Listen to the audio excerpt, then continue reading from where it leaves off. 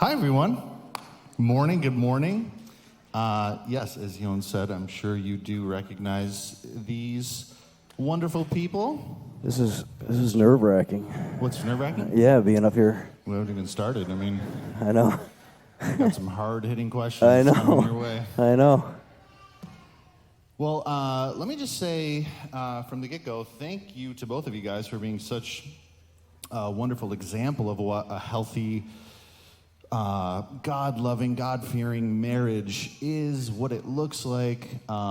Exemplifying that to all of us is just huge, and we're so thankful for you guys.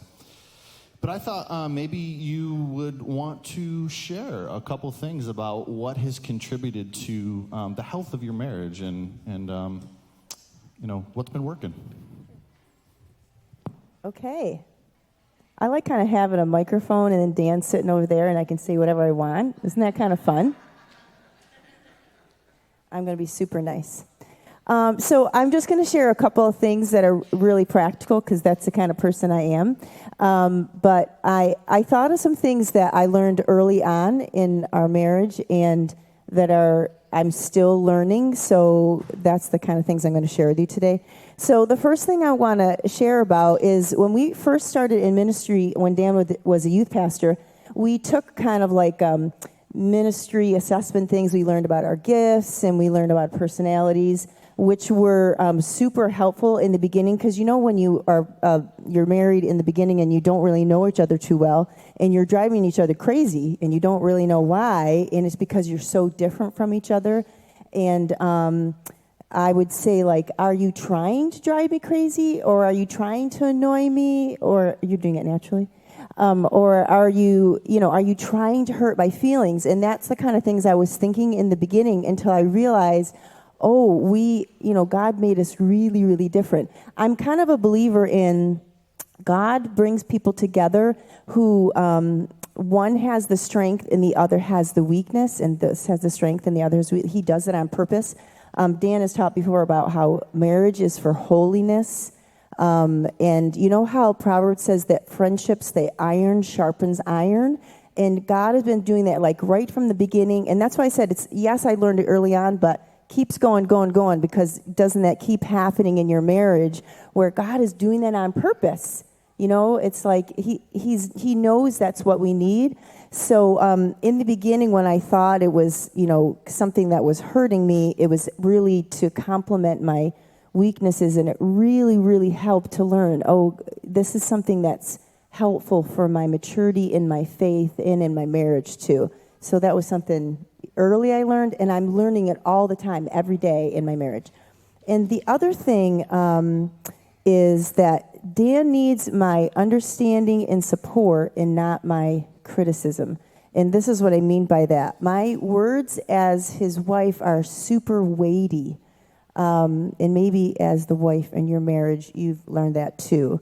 We have, I think when we start out, kind of an ideal of what we think marriage is going to be and like some serious expectations of what we think marriage is going to be. There's lots of reasons for that, books and, movies and whatever, our own expectations, right?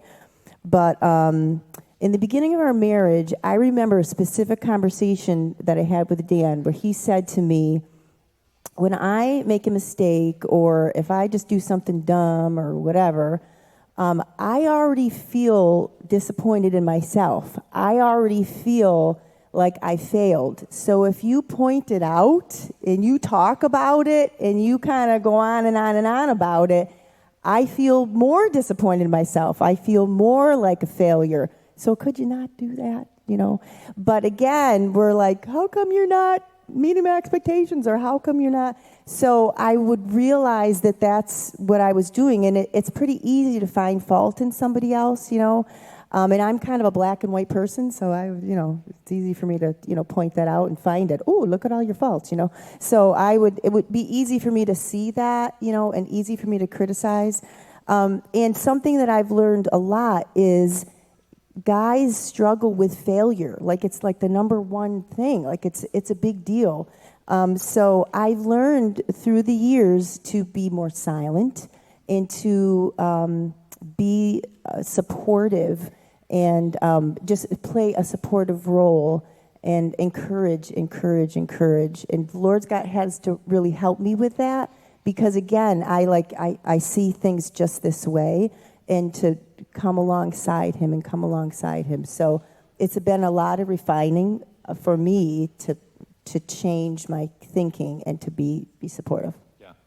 I love how practical that is too. Like when you think about like personality assessments or like Strengths Finder or love languages or something like that, that's so practical. That's something like any of us could do like this afternoon that could really contribute to just understanding the other person better. What do they really need and what don't they need?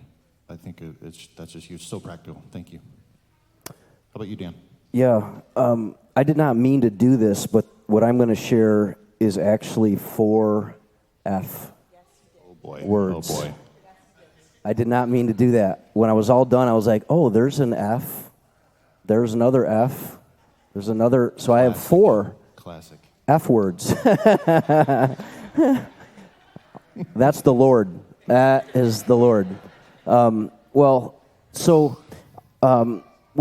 When I think about this, there's so many really good things that I've learned through Raquel's wisdom and her maturity.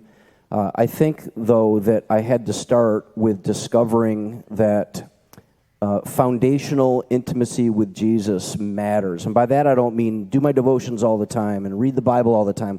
What I discovered is my foundational intimacy with Jesus is where I get my love, acceptance, and joy.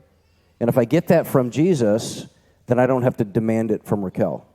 So then I find myself deeply fulfilled foundationally and fundamentally so that I can give. Like, I receive his forgiveness, I can give it to her because I got so much of it that God's given me that I could easily give it away. So that's where I think receiving or fundamental intimacy with Jesus. And then the other one is, over time I've learned that I have to focus on my own change. I have to focus on my own growth. I can't focus on what my wife needs to change. I have to focus on, there's so many areas of my own that need to be refined and matured that really I should be constantly focused on letting the Holy Spirit refine me and confessing and repenting, not cluttered in my mind with the where my wife needs to change and be refined and be corrected and so on. So that's been helpful. And also recognizing in that focus that if God accepts her just the way she is with gracious hospitality, then certainly I ought to. Then what right do I have to pick out everything all the time? So, and then the third F would be fight the right battle. I like to share this in premarital counseling and marriage counseling because I think it's such a big deal. But fighting the right battle means this. I have to learn, and I've learned to be fighting for our marriage, which is often very different than fighting for my own rights or fighting for myself. Oftentimes, what's best for our marriage is not best for me. So protecting my marriage is very different from protecting myself. So that makes myself much more, I think, humble, much more easy for God to change and bring transformation. So to the degree in which I'm fighting for myself, my own rights, my own wants, is the degree in which I'm fighting against marriage union and the unity and union of my marriage, or what's in our best interest together. And then the last one is pursue friendship. So my friend Dave Hertwick teaches this in marriage. He says, pursuing a life together is not the same as pursuing each other. And I've found that to be really the distraction in marriage and in family life for I think for me and for a lot of people is just the focus on building a life together rather than building a friendship together and pursuing each other. This obviously is not profound, but it's so simple, it's so daily, it's so everyday. And then really one last F came to mind is fear. I'm just afraid of her.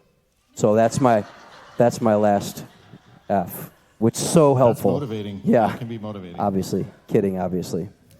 But thank you so much, you guys. Yeah.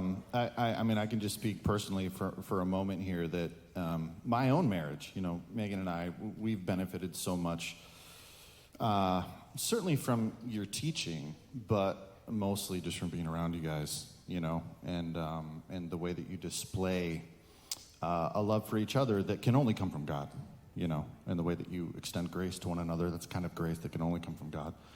So we're so grateful for you guys. Can we give them a hand? Thank you.